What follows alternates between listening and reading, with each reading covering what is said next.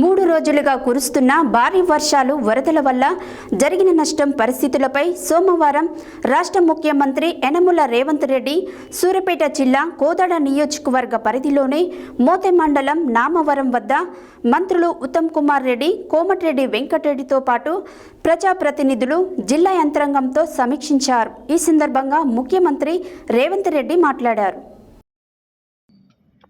3 రోజులుగా కురుస్తున్న భారీ వర్షాలు వరదల వల్ల జరిగిన నష్టం పరిస్థితులపై సోమవారం రాష్ట్ర ముఖ్యమంత్రి యనమల రేవంత్ రెడ్డి సూర్యాపేట జిల్లా కోదాడ నియోజకవర్గ పరిధిలోని మోతే మండలం నామవరం వద్ద మంత్రులు ఉత్తమ్ కుమార్ రెడ్డి, కోమటిరెడ్డి వెంకటరెడ్డితో పాటు ప్రజాప్రతినిధులు, జిల్లా యంత్రాంగంతో సమీక్షించారు. ఈ సందర్భంగా ముఖ్యమంత్రి మాట్లాడుతూ గత నెల 30, 31 ఈ నెల 1న అకాల వర్షాల కారణంగా సూర్యాపేట జిల్లాలో 30 సెంటీమీటర్ల పైగా వర్షం కురిసి పెద్ద ఎత్తున పంట, ఆస్తి నష్టం, ప్రాణ నష్టం జరిగాయని, ఇది బాధాకరమని అన్నారు.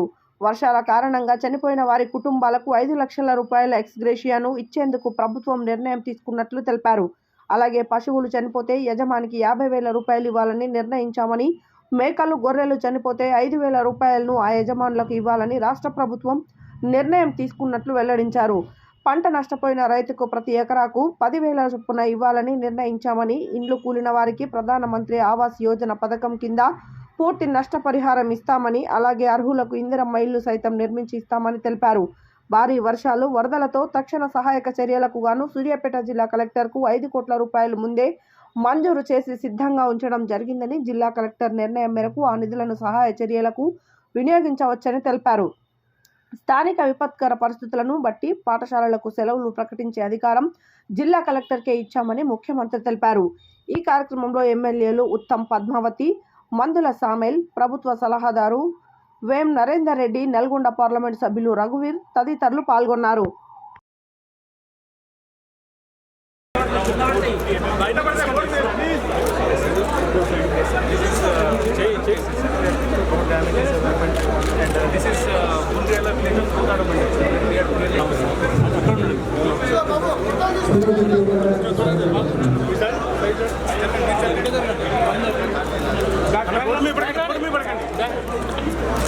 కావచ్చు లేదా ఏదైనా ప్రభుత్వ ఆస్తి నష్టపోవడం ఒక రకం.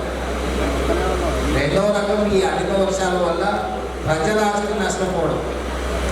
ప్రభుత్వ ఆస్తి నష్టపోయిన దానికి దాన్ని అంచనా వేసి దాని పేదల యొక్క నష్టాన్ని అంచనా వేసుకొని కలెక్టర్ గారి నేతృత్వంలో ఉత్తమ్ కుమార్ రెడ్డి గారి సమీక్ష సమావేశంలో వారు ప్రాథమిక నివేదికను రాష్ట్ర ప్రభుత్వానికి ఇవ్వడం జరిగింది. అదే కాకుండా ఈ చెరువులు కట్టుకుపోయిన తర్వాత లేదంటే క్యానల్స్ బ్రీచ్ అయిన తర్వాత అక్కడ ఏదైతే ప్రత్యేకంగా వీళ్ళకి సుశిక్షితులుగా తయారు చేసి వాళ్ళకి సంబంధించిన ఏమేమి మనకు అవసరం ఉంటుందో అవి మరకోట్లు కావచ్చు. పర్ డే వర్షం రావడం జరిగింది. దాంట్లో ప్రత్యేకంగా కోదాడ హుజూర్ నగర్ ప్రాంతాల్లో 300 mm రెయిన్ఫాల్ రావడం జరిగింది. అదేవిధంగా మధ్యరాల మండలంలో 450 mm రెయిన్ఫాల్ రావడం జరిగింది. దాంతో ఇవన్నీ కూడా అనుకోకుండా జరిగిన సంఘటన ఏంటంటే ప్రభుత్వం, ప్రజాప్రభుత్వం, పేదల ప్రభుత్వం రైతులకు పంట నష్ట పరిహారం విషయంలో కానీ పంటలు నష్టపోయిన రైతులకు అండగా హైదరాబాద్, విజయవాడ పోవడానికి హైదరాబాద్, నల్గొండ, మిర్యాలగూడ, పిడుగురాల పోవాల్సిందిగా విజ్ఞప్తి చేయడం జరిగింది. మొత్తం జిల్లాలో భారీ వర్షాలు అంతా నిండిపోయింది సార్. దాన్ని కొంచెం తీస్తే మళ్ళీ కాలువలు సాగడానికి బాగుంటాయి. ఒక స్పెషల్ ఫండ్ కూడా మా మున్సిపాలిటీస్ ఇవ్వాలని నేను కోరుకుంటున్నాను సార్. Thank you.